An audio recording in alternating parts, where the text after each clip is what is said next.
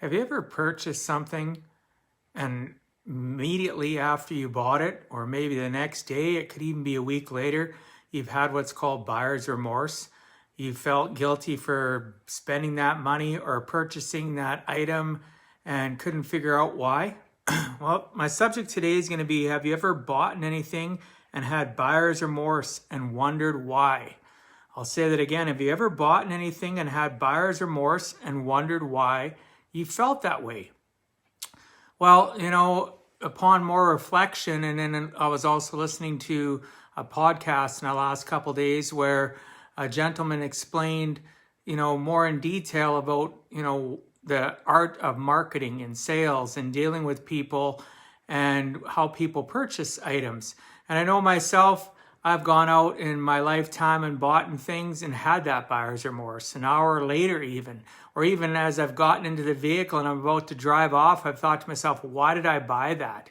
Because initially we can buy something, we have that good feeling inside and we're excited about it because maybe we're down in life, maybe we're just not in the best place that we could possibly be, and buying something makes us feel a little bit better. But guess what's missing in that purchase? The logic of why you bought it. Did you need it? Was it necessary? Or was it something that you were just doing to mask how you were feeling, that mask what you were going through? So a lot of times we go out and we buy things and it's all emotionally charged and there's no logic behind why we bought it or if we actually needed it. And then it sets in a day later, an hour later, a week later, a month later, and we think to ourselves, why did I spend that?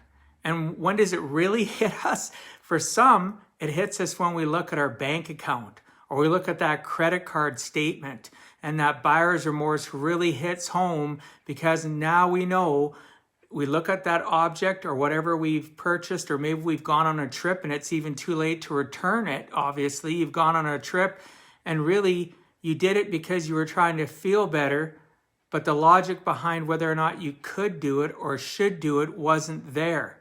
So yes, majority of our purchases are emotionally charged and driven, but we need to look at the logic behind why are we purchasing this? And I know it's really hard because it doesn't matter what age we are, we get caught up in the excitement of buying something new. Ooh, it's new and shiny. Right? Have you ever been there? Have you ever had that feeling? And you're so excited to hold on to that object or to, let's say it's a vehicle, climb into that and drive off and then realize after the fact that the logic behind why you did it was not there. It was completely emotionally charged and you bought something and now you have that dreaded buyer's remorse, and you could be like me and many others. You could be sitting on the couch in the evening, day, week, month later, and you're shaking your head going, what did I do?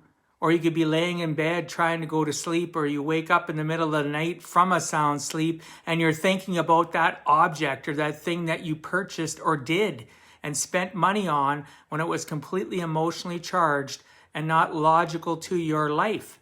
So I know myself, I still have a long way to go. I still purchase things the odd time where it's emotionally charged and I have a little bit of buyer's remorse, and then sometimes I'll have a lot buyer's remorse, but you know what? I'm getting better. I hope you don't need to get into your 50s to get better. I hope you can figure it out sooner than I've figured it out, that decisions of purchasing shouldn't be emotionally driven 100%. They need to be driven emotionally for the fact that you desire something, but then there better be a logic behind why you do it so you don't have that dreaded buyer's remorse. Hey, Dan. Hi, Ramon. Hey, John. How you doing? I appreciate you guys being on. DM me, drop me a comment. I really appreciate it. If you like the content and what you're listening to, share it with others. Have a fantastic rest of your day. And why do I do all this? Because I give a heck. Peace out. God bless. I look forward to talking to you tomorrow.